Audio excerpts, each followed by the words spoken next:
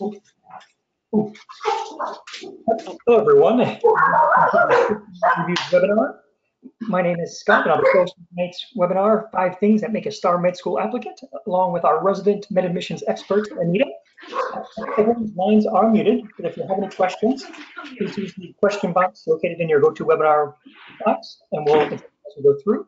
We'll have time at the end of the session for general Q&A, so please, keep putting questions into the box, and we'll address them. This webinar will be recorded. A link will be emailed out to everyone, and we'll also archive it right on our website, so you don't have to go crazy taking notes. Just sit back, enjoy. Again, if you have questions, put them into the question box, and we'll address them later. So without further ado, I'm going to pass it over to Anita.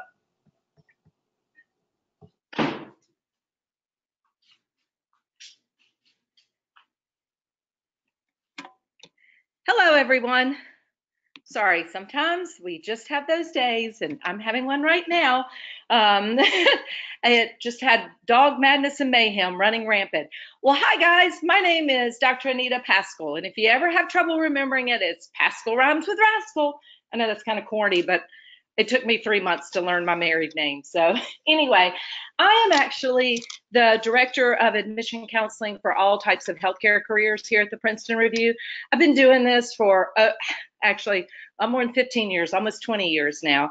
I have counseled more than 10,000 students. I worked as a director for an institution for doing pre-health advisement. I also worked for 5 different medical admissions committees. Excuse me. My background for this is I've been where you guys are. I actually have an MD. I went to UNC Chapel Hill. My background is family medicine, reproductive health, and family planning. And I did my PhDs at Wake Forest in physiology and pharmacology and have a master's in education. Okay, big deal. Didn't really want to get a job. A lot of education back there. It's more important in how we use it. And the biggest thing is, I know a lot of you guys are getting ready to apply, and I've been right there where you guys are. And I want to talk to you a little bit about what we look for on the admissions committee side, excuse me, in terms of what makes a good applicant. All right, so we're going to talk about those things, how you embody them in your application, in your interview, and throughout your application cycle, and some tips that we have here at the Princeton Review to help you get there. So without further ado, I want to start and find out exactly where all of you guys are. So if you could help me by letting me know, basically, first of all, when you're planning on to apply. Have you guys already applied? Are you kind of in that waitlist phase? Are you applying in this upcoming cycle, meaning in the next couple of days because it's opening next week? Are you applying in the next cycle, not this year, but the following year? So, oh, this is great, because if I'm looking at this, it looks like a large number of you guys are actually applying in the next cycle, in the future year. So this is going to be great. This is an opportunity for me to actually talk to you about some of the things that you can do in the next year to make you the best applicant possible. So we've talked about a lot in the past that getting into medical school is extremely competitive. That basically, if you're looking at it, of everybody who applies, about 40% of all applicants will receive an acceptance.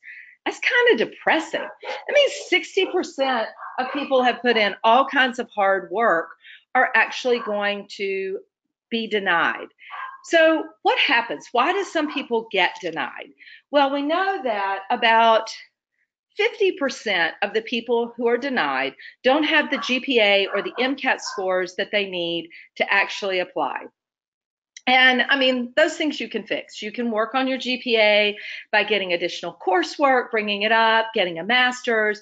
You know that you can work on your MCAT by the proper type of studying, be it test prep programs like the Princeton Review, lots of practice, whatever. But what happens in that other 50% of the people who are denied that they didn't get in? And a lot of that comes down to how they package themselves. And we always talk about creating your brand, who you become as the Princeton Review applicant, what do you want to be as a medical applicant for the future. So the first is, and we say, you got to talk the talk. Now, what the heck does that mean? That's a lot of words, okay? So when we're sort of looking at this overall, we talk about, if you talk about the elements of communication, we say that about 7% is conveyed through the spoken word, about 38% by voice and tone, and about 55% through body language.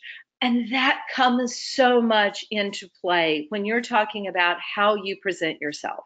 I get a lot of people who tell me all the time, if I could just get through the screen and get in front of someone, if I could just get to the interview. But so many people don't realize it's not as much what you say, it's how you present it. And how you present yourself, the confidence that comes in your tone and your voice, as well as how you present something in terms of your body language, comes to the confidence in knowing who you are. Okay, so when you go in as an applicant, and I realize this all the time, I look at so many students who have gone through the metrics of getting everything together, their GPA, their MCAT, doing all these things. And when I sit down and say, tell me some unique things about you, it's like looking at a deer standing in the headlights on a highway. It's being able to understand what makes you unique and what you bring to the game. Okay, lots of people have done research. Okay, but what is your research meant to you? Can you express the importance of research? A lot of people have shown me that they've got tons of shadowing hours, but when I go to them and say, tell me what you've learned, why do you want to be a physician? And you guys may have heard me say this. I will say, tell me why you want to be a doctor. You cannot use the words help, serve, love science, critical thinking, want to security in my career, want to help the impoverished. Because I get people who look at me all the time and go, well, what else do you talk about? Well, those are very important things, and you do need those to motivate you. But how do you convey more than saying the same old, same old? And how do you do it such that you look at people, you articulate, you speak, and you communicate with them with tone and inflection in your voice? So as you are going through everything that you're doing, you need to think about that strong medicine is dependent on communicating your ideas and your concepts to others.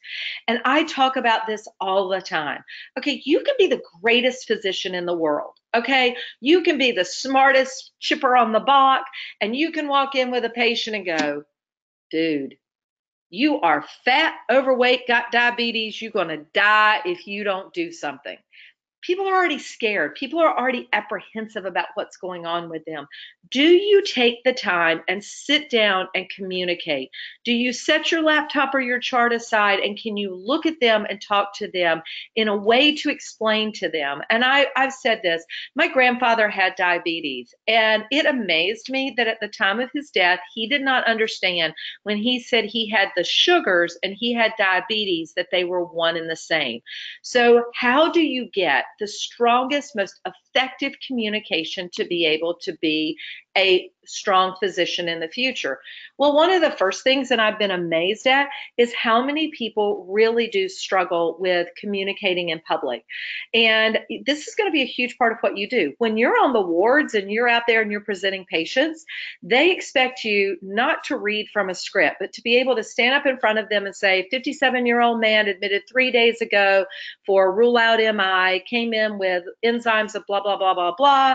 Our plan is, you have to be able to put those things in your head and visually see them. How do you do that? Well, first of all, I always recommend taking a public speaking course, maybe getting involved in Toastmasters. It's actually very beneficial. Okay, learn how to engage. Okay, put down your phone. I actually was at dinner with my husband the other night, and I laughed because directly to the corner of us was a couple sitting across from each other. And during the entire time that we were eating our dinner, neither one of them looked at each other or spoke a word because they were so busy looking at their phone. As we go through and we start to review personal statements and statements, I'm amazed at the difficulty people have in articulating things they have done into written word and spoken word. And a lot of that I know, and I feel like I'm a dinosaur when I'm talking about this, is that learning how to engage and to speak past the phone, past what you text, past what you email. The other thing is gaining experience. TAing and tutoring, I know oftentimes people go, why is that important? Getting a leadership position where you have to present. When you are put in a position where you have to take complicated information and explain it to others is a way where you learn how to dial down more complicated things to a level others can understand. But it's not just about explaining it. It's about learning how to gain your passion for teaching. How do you read the other person? How do you assess? Do they understand, and do you communicate it to them in a way that they do take it away from where you were?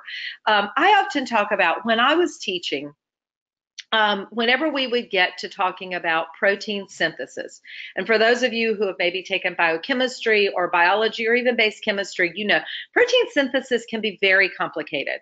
Taking something that goes from DNA to creating a protein, and usually when I was talking about it, my students would just glass over. And finally I went, okay, guys, DNA is like a giant cookbook, okay? Your DNA is composed of thousands and thousands of genes. Genes are like recipes in the cookbook. If you want to cook something, if I want to make a protein, I have to find where in my cookbook that particular recipe or gene lives on the DNA. Then I have to copy it down in some form, be it that I print it off or write it down. That is what your messenger, your mRNA does. It takes that whole cookbook and it takes that one gene and it writes the recipe down. Now, that's not good enough because you have to put together your ingredients. Now, what are proteins made of? They're made of amino acids. And we use the tRNA, the transfer RNA, to get our ingredients for our recipe. So the tRNA reads the recipe off the mRNA and gathers the appropriate amino acids in the number and form that is going to make our protein. Now we're ready to assemble it. So in our kitchen, we sit our recipe down to create it. And so our mRNA sits in our rRNA, our ribosomal RNA, to read it off. And it brings each one of the ingredients, the amino acids from the tRNA to make our protein. Now, sometimes we want to kind of monkey with our recipe beforehand and we add or take out ingredients. That's pre-translational processing. Sometimes you get done with your recipe and you go, needs a little more salt, needs a little more pepper. That is post-translational processing. But when you're done, everything comes apart and you have your creation. So the tRNA, the mRNA, and the rRNA all go away to reveal your protein. And that is protein synthesis. Taking something that is very, very complicated and explaining it in a form that people can understand. You get valuable experience like that from actually doing it. So maybe you don't have a TA position at your school, but sometimes maybe you gather small groups together and you help people study for exams. Or look at volunteering maybe with an after-school program for underprivileged kids, because not only do you learn how to teach, but you gain a greater appreciation for people who are at different cultural places and economic places than yourself. So those are some tips for getting that, how do I communicate? How about trust and inspiring trust and credibility? That's a big thing, okay? Because if you cannot believe in the people who present to you, or if you cannot trust in the advice that they give you, then you're not going to be effective in your presentation. And people often ask, well, where does that come from? And that comes from the presence that you create in your delivery. Can you inspire trust and credibility?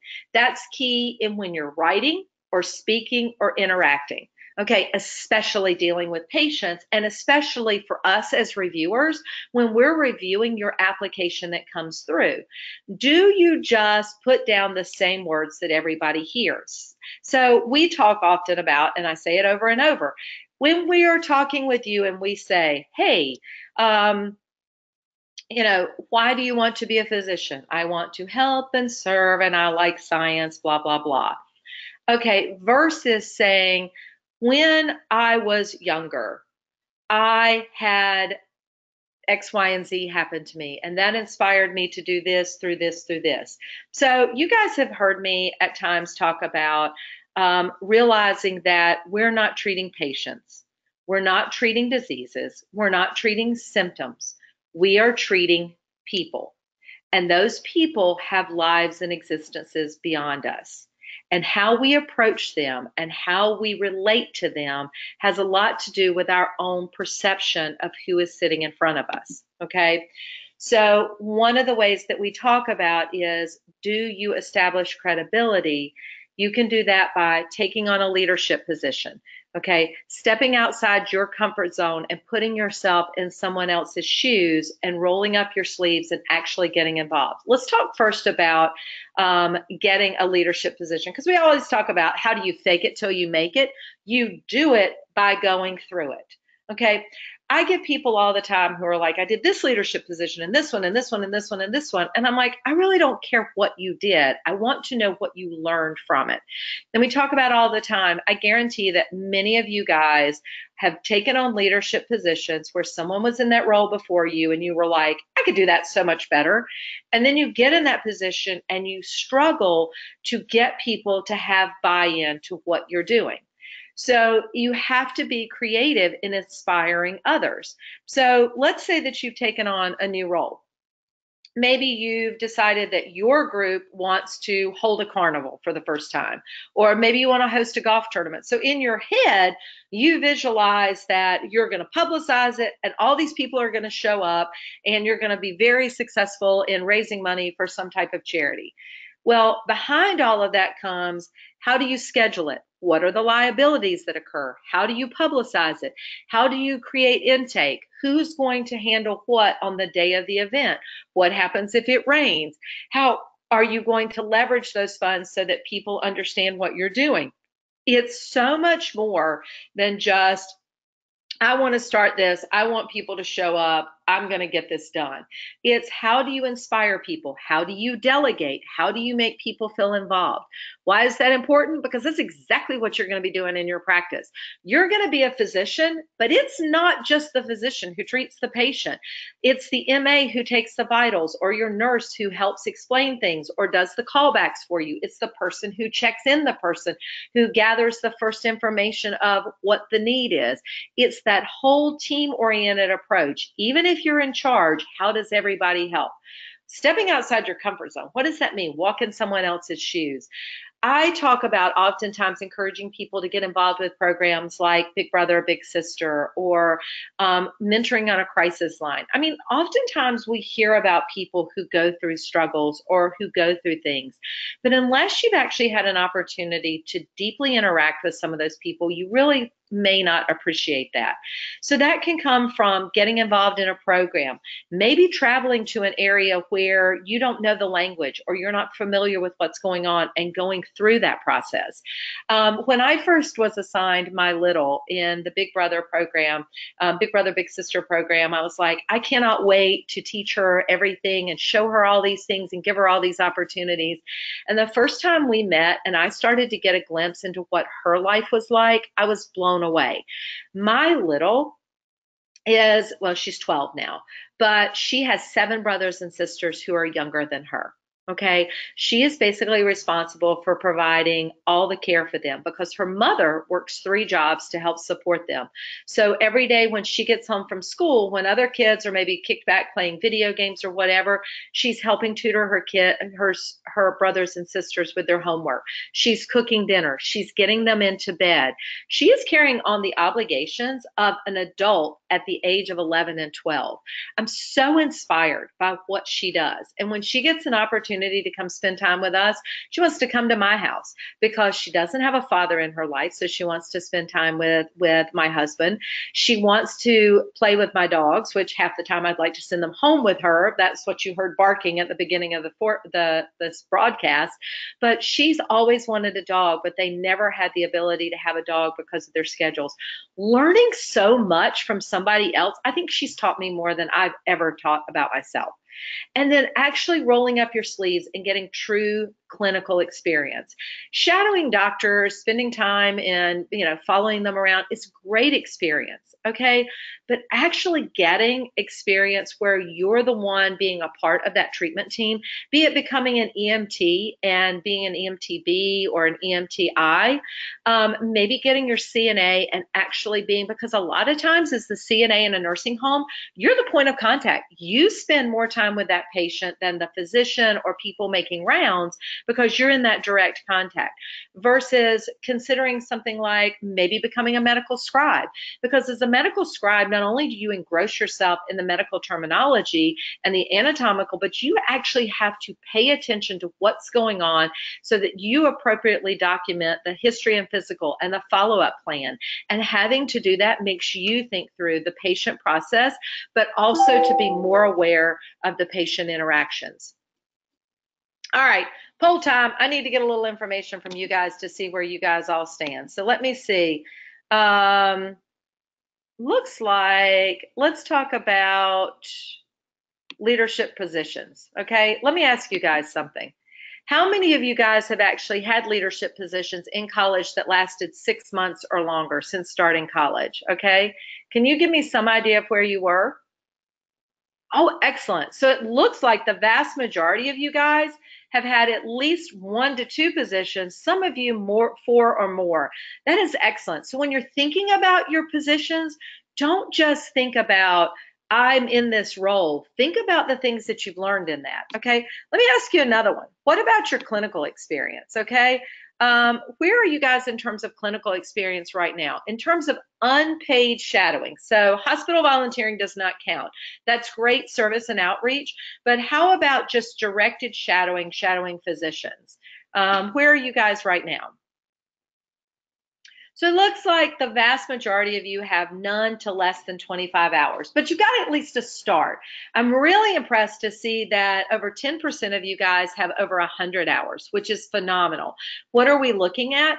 When we're talking about shadowing, we're looking for at least about a minimum of 100 hours in 3 to 5 disciplines. And this is important for you guys. I see people who shadow in maybe 1 or 2 areas for tons of hours, and I'd rather see more diversity so you're getting exposure into different areas. And people go, but I'm really interested in orthopedics or pediatrics. That's great. But you go to med school to figure that out. And we want to see, have you exposed yourself to lots of different areas? How about, let me get one more. How many of you guys have actually done paid experience? Where do you guys stand in terms of in paid experience? Have folks actually gotten any paid experience yet? So it looks like about 70% of folks have not gotten paid experience yet. And I understand that, because if you're not applying or if you're in school, sometimes it's actually hard to juggle those. And that's one of the areas where we talk about taking that time to apply in a gap year, taking time to graduate and get through your academics and actually get some paid experience, or maybe working a part-time job so you can get some of that exposure that is so important to all of us. All right, so I want to thank you guys so much for all of that, giving me a little bit of insight into where you guys stand. Let's move on to some of our other information though right now. All right, thinking outside of the box, okay? And I struggle so much with this because everybody is so cut and dry on everything. It must be this plus this plus this. I've got research, I got this check mark, I got that check mark. And as a physician, okay, you need to really be able to critically think outside the box, because patients don't come in and go, hey doc, I have an MI in progress. Hey doc, I think I have cancer. I've got strep throat. You have to take the data from you and be able to form a working diagnosis, okay?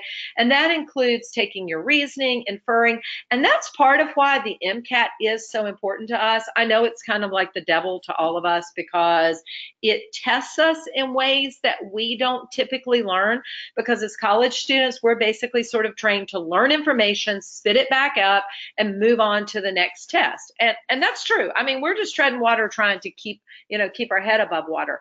But we need to really be better at that sort of deductive reasoning, seeking out answers. So, of course, one of those, which we always talk about, is how could we do that? Well, one is to take undergrad courses that expand our breadth of knowledge outside of the base sciences into the humanities and social sciences. And yes, that is part of the reason that the MCAT started that whole new psych-soc component. But it is asking us to assess the patient outside of just what walks in our door. Okay, so yes, your patient presents with X, Y, and Z symptoms. Maybe they've got insomnia. Maybe that, and many of you have heard me talk about that. One day we were in clinic, running way behind. Typically we come back from clinic after lunch at about 1:30. We break from 12:45 till about 1:30 for lunch. It was about 1:15. We were absolutely slammed, and I get, hey, we had to put one of Steve's patients in your room because he's not going to be able to get to him. And I'm like, it's 1:15. I'm still seeing my last patient. I haven't eaten lunch or done my paperwork. I'm not going to get to him either. But it was kind of that sigh of, oh my goodness. So I walk to the door and I look at the patient chart and it says insomnia. And I'm like, got this one. Somebody's having trouble sleeping, can do a sleeping pill. We're good. So walk in and go, oh my goodness, this is one of my patients. What's going on? Also see the patient's, this particular person's wife, who had actually had bariatric surgery, weight loss surgery several weeks beforehand, in someone else's care. And I said, by the way, how are you doing? How's your wife doing? I know she had her surgery a few weeks ago. We have not seen her back in here for follow-up. How are things going? And he said, yeah, that's part of the problem with me not being able to sleep. She had her surgery, but it didn't go very well. She actually had a pulmonary embolism after her surgery and has since passed. We had not gotten any information on that. And I was like, oh, great. I walked in thinking I can treat and street him, and there is so much more going on. He didn't just have insomnia. His wife had just died. And he went, there's more. Actually, my son, who's 9, is really seeping into a depression because he's the one who talked her into it. And I'm like, oh my goodness, I really feel like a slug now. My 15-year-old has run away because he also blames himself and just can't deal with it. And I actually lost my job a week ago.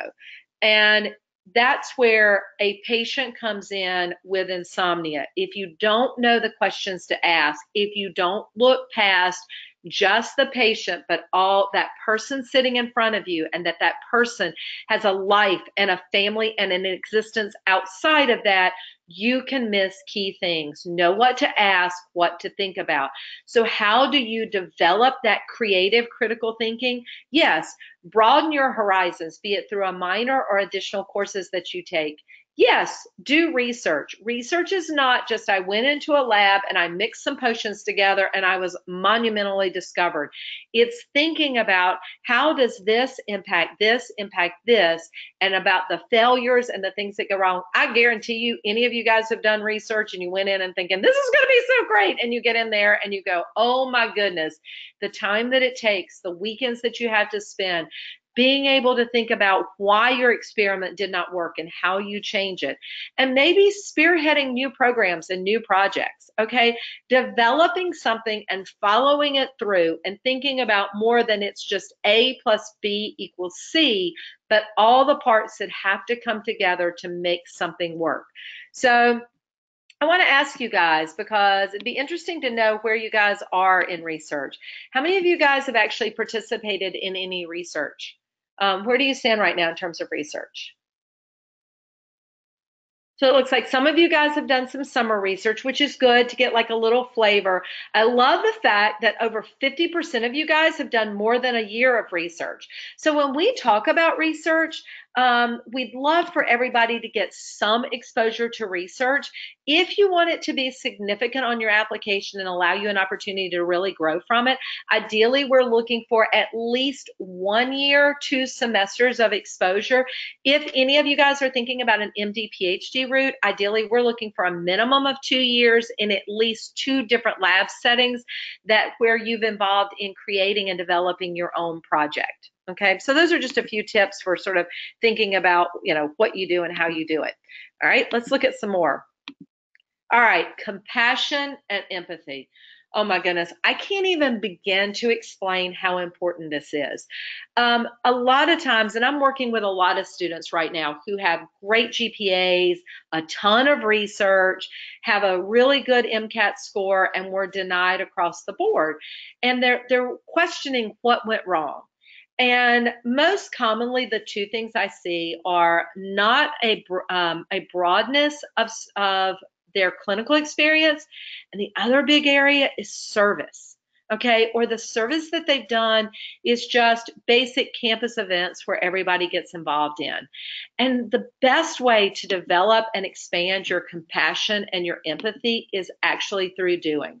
That's what this profession is all about. And I need you guys to understand, because applications are opening in 2 weeks. And for those of you guys, especially you guys who are getting ready to apply next year, the first thing you should do is do a timeline of your life.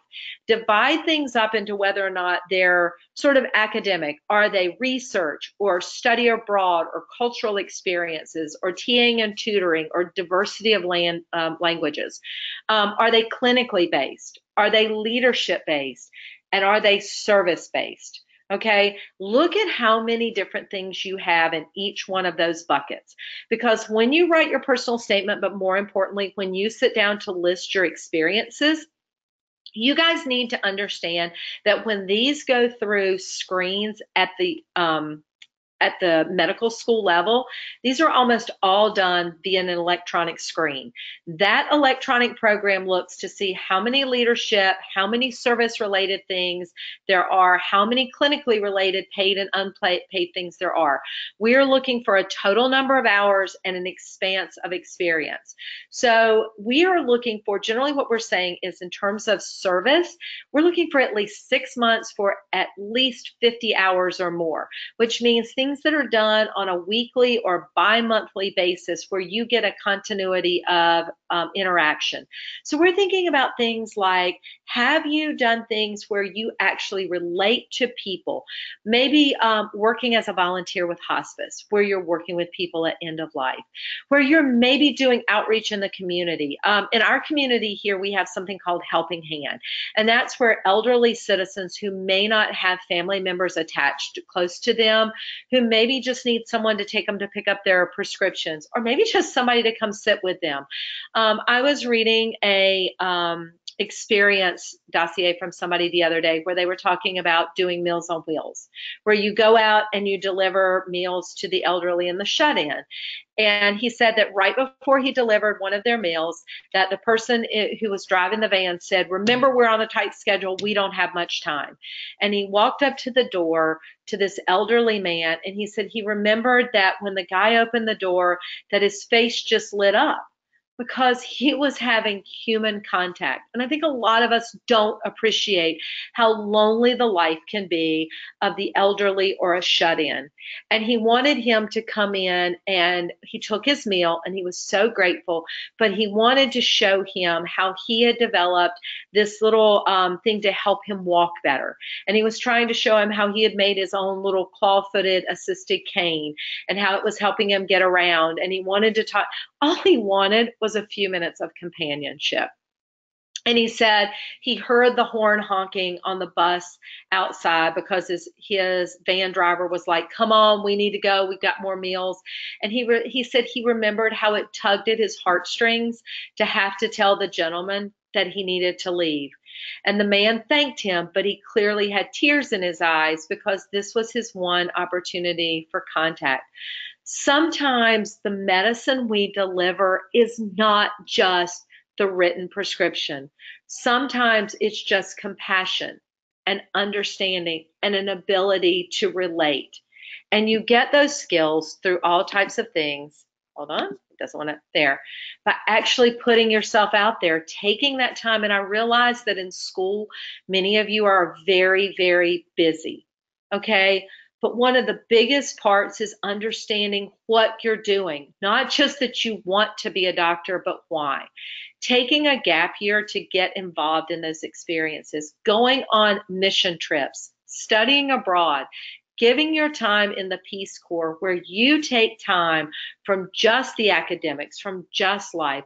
Dedicate yourself to time in long-term service that is less glamorous, such as hospice, being a CNA at a nursing home, being that person who dedicates your time each week to spend with the elderly or a shut-in, maybe taking the time to work with a family with a disabled child where you just give them some time every week away from the day-to-day in dealing with a child with autism or special needs or whatever, to be there for them, to understand what it means to be that patient or the parent of that patient on that other side.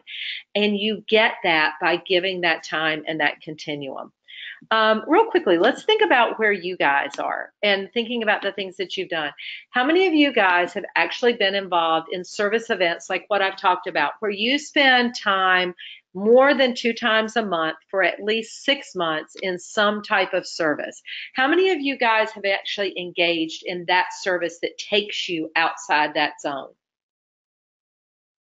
Maybe that's something for you guys to think about, because I see that some of you guys haven't gotten that type of service yet.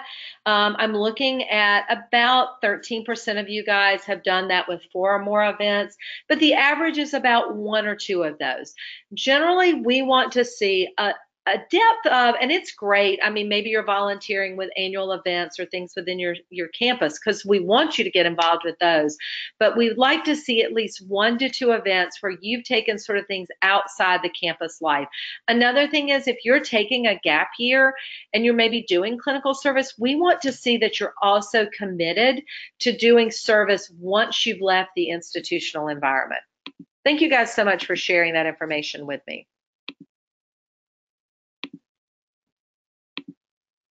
And the last is resilience. Okay, and that doesn't mean like being a slinky or whatever. And I get this a lot when I'm talking to students, because we talk about things that people have gone through, over hardships that they've overcome. And I get a lot of people who go, well, my life's been pretty decent. I mean, I haven't suffered from cancer. I didn't lose a parent. I haven't had to work 3 jobs to get through school. But it doesn't always have to be some life-altering thing.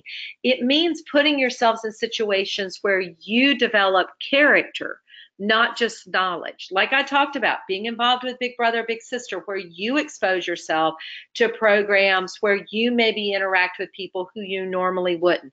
Maybe you're taking a mission trip. Maybe after my son graduated, he went to Europe and spent 6 weeks just backpacking Europe.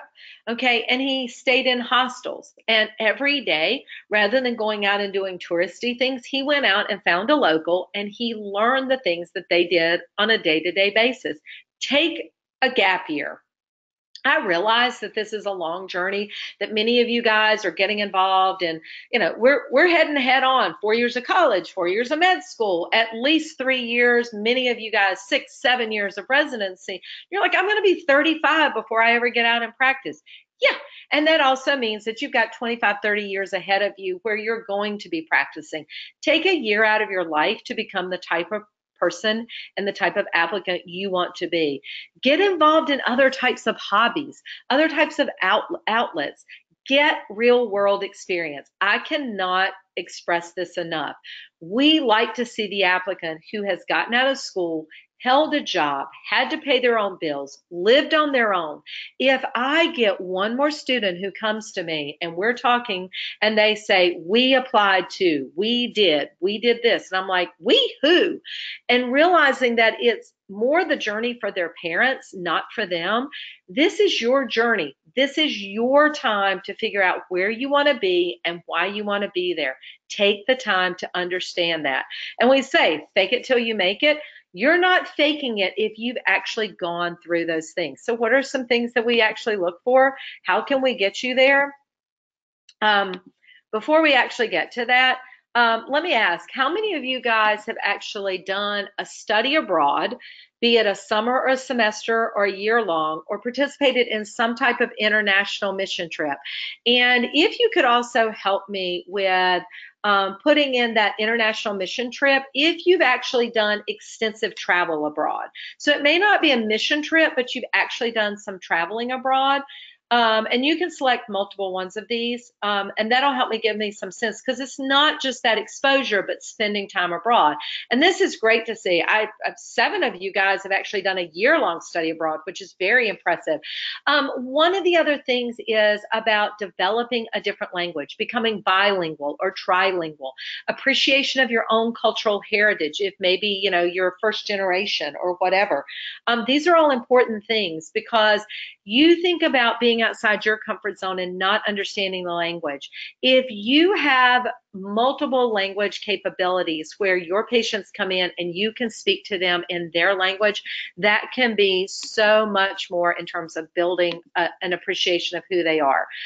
Before I conclude, I'm going to get ready to turn this back over to Scott so that he can give me some information about some questions that maybe some of you guys have raised. Help me out so that I know how to get back to you guys.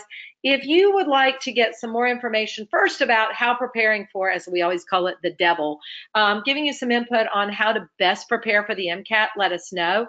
Other things about how to best navigate the medical admissions process. We actually have a survey on our website that kind of walks you through the different things, and it'll guide you into where you are in terms of preparing. But the biggest thing is I continually run into people who have everything they need, but have no idea how to present it in their personal statement or their experiences, but more importantly, in like their secondaries or their interview. And we can help you with some of that information. And then if you need some help on kind of where you are in your GPA or getting the required courses that you need, just sort of let me know from here. All right, so I'm getting ready to turn this back over to Scott so that he can share some information with you guys, and so that I can answer some questions about where everyone is. So Scott, back over to you. Great. So before I talk a little bit more about various options that the Prince Review has to help, whether it's admissions, MCAT prep, all that fun stuff, I just want to go through a couple of the questions now, and then, like I said, we'll have some time at the end as well. So as you think of questions, type them in. We'll answer them as we go through. So Anita, I'll serve you a few questions before we move on, just so we can kind of get the pulse of the group here. Let's see here. So you mentioned earlier about shadowing hours. Yes. What do you think is the appropriate number there, just to reiterate that? Yes. So we generally start with, your goal should be a minimum of 100 hours total in 3 to 5 different areas. One of those should be primary care, be it family medicine, pediatrics, OBGYN, ER medicine, those generally count, and then specialty care outside of that. What we ideally like is at least like 2 primary care and 3 to 4 specialty areas. You can also look at things like international health care, maybe if you take a mission trip. Another good way to get exposure is volunteering at an indigent care clinic. If your community has community outreach, those are so enlightening and realizing the importance of access to care. So we generally look for a base number of hours and then diversity in that. I would far rather see 100 hours in 6 different areas than 400 hours in just orthopedics, even if that's what you're interested in. Perfect, that's a great one. So I also have a question here in the chat box about if it matters if volunteering experience or extracurricular activities have occurred all outside of campus, or does a med school want both campus involvement and outside volunteer involvement? I will tell you, we're actually more impressed by outside campus involvement. Campus involvement is great because we like to see that you're getting involved in the community of where you are. But it's also on the other side of it, if everything you've done is 4 years of college that's all club related, it's basically sort of catered to you, it kind of makes us question, are you really taking the initiative, or are you just listing things that you have access to? So to us, we really like outside of campus things that are community based, international based, things within your church, your community outreach. That's far more impressive to us, and it gets you outside that nucleus of just the campus involvement. So that actually is going to carry more weight than just the campus-based sort of things. Great. Okay. So got a question here from student wants to know what should an international student do to apply for medicine in the US? I don't know if you've dealt with students that were in this particular situation in the past. Absolutely, very much so. So, and this really varies. So, if you're looking at an international student, you fall into different sort of categories. So, if you're looking at the international student who is on a student visa versus an international student who's classified as a permanent residence green card. So, if they're a permanent resident green card, you're applying more sort of like as an out-of-state resident. So, you're looking at those parameters. So, if you're looking at your MCAT and your GPA, you would basically be within whatever the median is. If you're an international student looking to apply in the US, the first is completing your prereqs. All your prereqs need to be completed in the US. The next step from there is when you're looking at selecting your schools, we have a base list of sort of because even within AMCAS, and it's actually listed on the AMCAS website, there are schools that do or do not accept international applicants. When you narrow it down to the schools that do accept international applicants, the first thing is that you should be targeting an MCAT score that is 2 to 3 points above their median or their average MCAT score. So if their average is 509, you should target at least a 511 to 512 in selecting your schools. GPA, you should be at the median or about 0.1 above their median. So those are things you're looking at. From there, we're really looking at how vested you are in terms of unique things that you've done. You also have to demonstrate the capability to be able to finance your education here in the US. So they will ask you, can you provide for your total for your education here. Big things that we're looking for are mainly that research, your clinical component, and your service event. We do realize and respect that most international students are not able to gain paid employment in the US in terms of clinical, so we will accept international hours for that, but we want you to have some exposure here in the US. I hopefully covered the key things that they're looking for international-wise. So we actually have a few questions in the chat box about volunteer experience that was completed while in high school. And want to know if they should include that in their medical school application. Yeah, unfortunately, generally medical schools do not want to see things that they did during high school. You can reference them in a personal statement or in secondaries, but the only time we really want to see high school involvement, and I know a lot of students do like leadership conferences and things like that, they really only want things the summer before you started college. The exception is if you were involved in something in high school that continued into college, then you can reference that time from high school all the way into college, but only if it continued into college. All right, so I've got a few more here for you, and again, keep them coming in. We'll try to answer as many as we can here. So there's one student here that recently switched majors from more of a business to a biology degree. So let's see here, and he's curious about, will this be a hindrance on the application process? And basically like how to approach that during the personal statement. Yes, it's really. We're not looking for the biology major, and by the same token, we're not looking at the person who was the totally unique major. We're looking at how that contributed to who they are. So, I mean, especially it's all in how you package or create your brand. So from that, you've gotten an exposure to business, finance, that will actually be beneficial in dealing with the practice of medicine in the future, the business of medicine, because I can tell you most physicians are horrible business people. But you want to curtail it. One of the things that you want to do and to avoid in a personal statement or any statements is anything that is negative. So oftentimes I will read a personal statement where someone will go, unlike most pre-med students, I chose to major in biology. You don't ever want to do that. You want to say that, when I first entered college, college. I had explored a business degree. And then you tell the positive aspects of where you kind of learned components, but you discovered your interest in a science or whatever. Now, when you're talking about will it be a hindrance, it may, if you need to pick up your prerequisites, slow you down in terms of your time to applying, or you may not have gotten as many of the components you need to apply. And that's where you go, okay, so I started a little bit later. I'm going to take a gap year so that I can continue to get that. And for us, on the review side, that shows a great level of maturity. That shows a patience in completing the process and a discovery of who you are to get all the components of your application. Nothing impresses me more than to see somebody step back and be reflective of where they are and go, I need a little bit more to be ready to apply. So that self-critical eye to us on the other side is very impressive. And if you can radiate that when you talk about the time that you took to apply, it's far more impressive to us. Thanks, Scott. Anything else? Yeah, I've got a lot of good ones coming in. So if you're up for it, I'll keep serving them up to you. I'm here.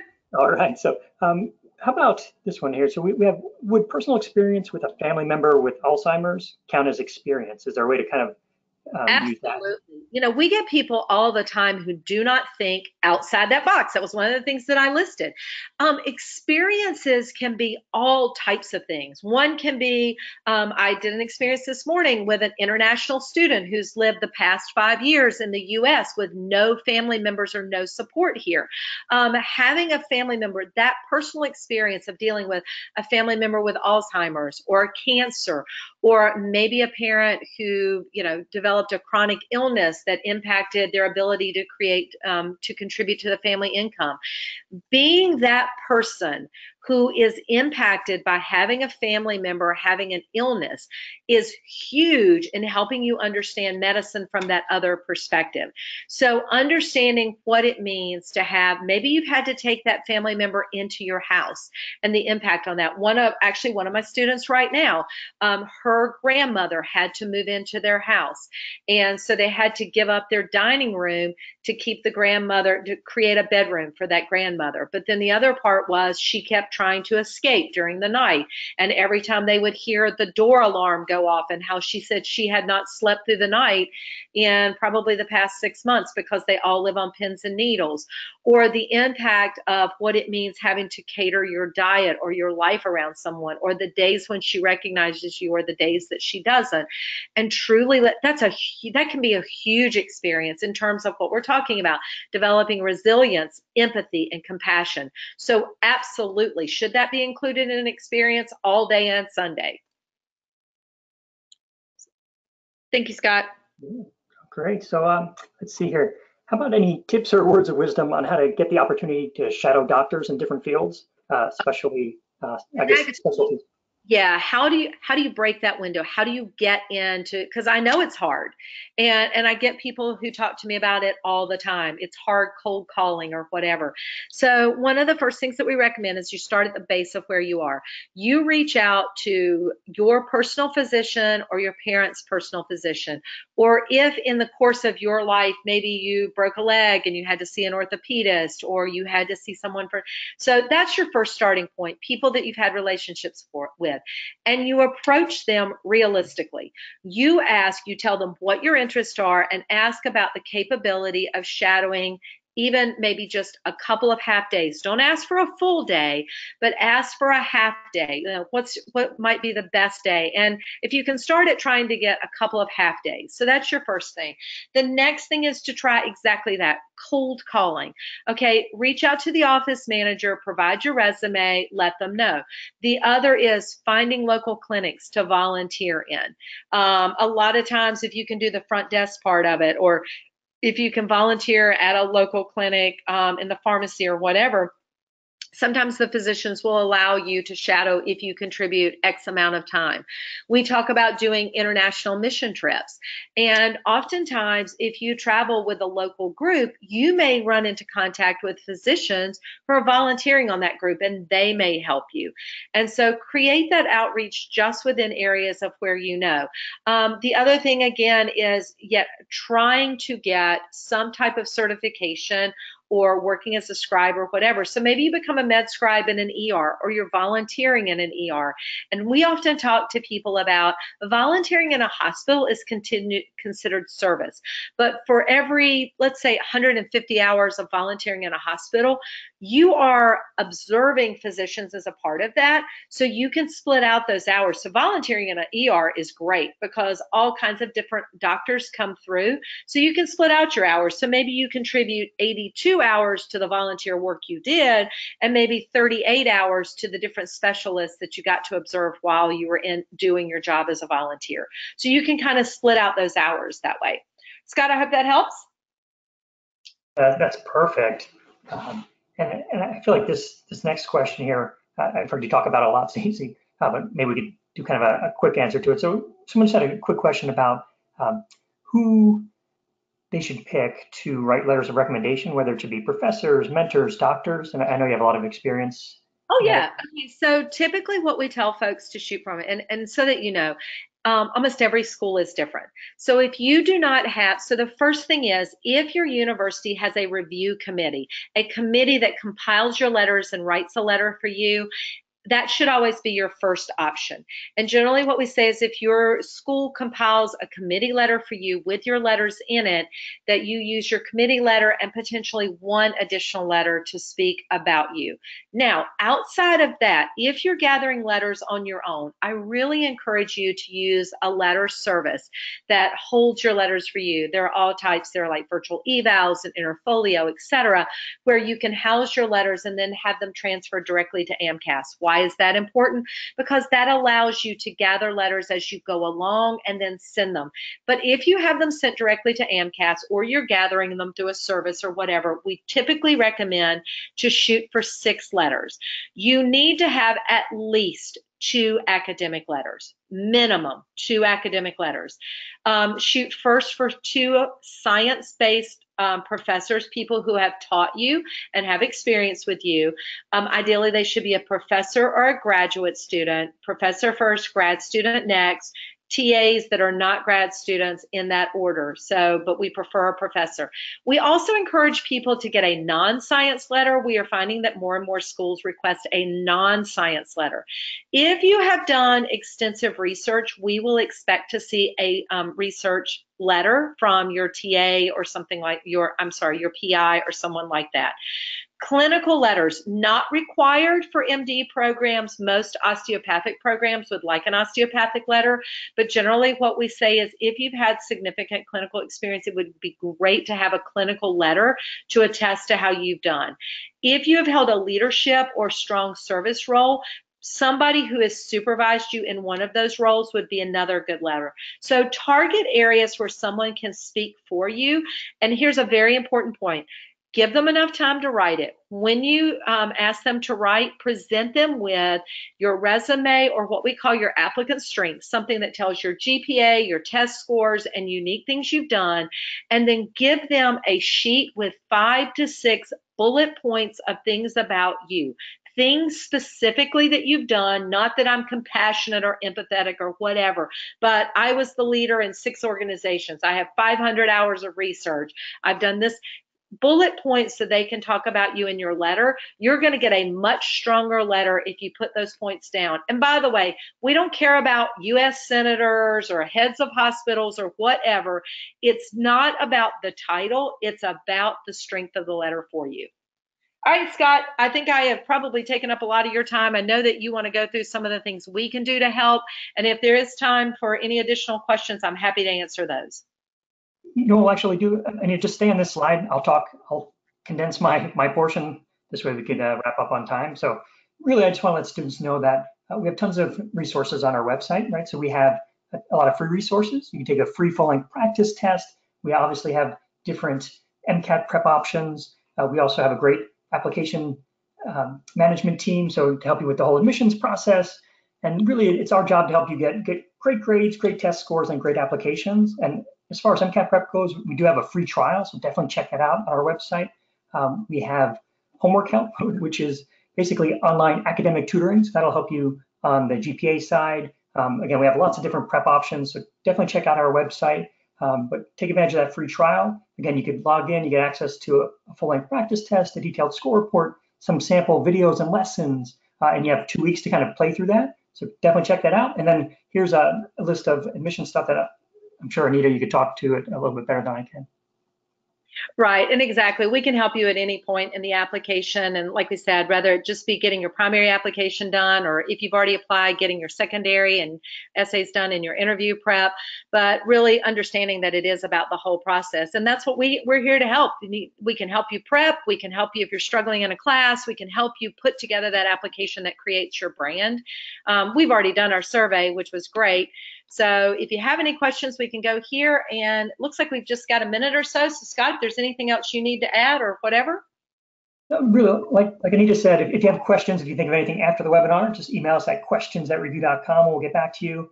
Definitely check out our website. Again, tons of free resources. There's lots of free articles. There's even a mid-school search engine. So if you're not sure where you want to go to mid-school yet, we have profiles for each school, lots of great information, and then it links you directly to the school's website. So all this information is already there for you for free. So use that as a guide to help you start your journey. And we're happy as you go through the process, reach out to us. We're happy to answer any questions and be that trusted guide for you.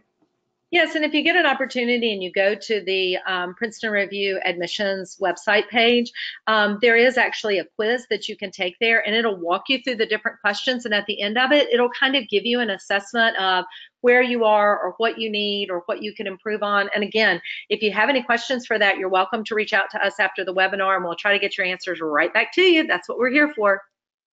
And just a reminder, this will be archived on our website and recorded. So go to princetonreview.com/webinars. You'll see upcoming webinars that we're doing, and then all of the archived webinars are down.